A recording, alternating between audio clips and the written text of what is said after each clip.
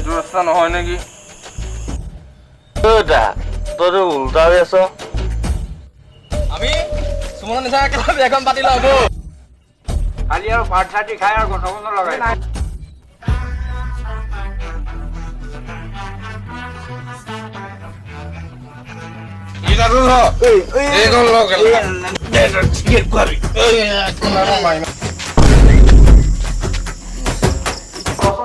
গাড়ী চলি কথা নাই কোনে পলিকি দিলে নেকি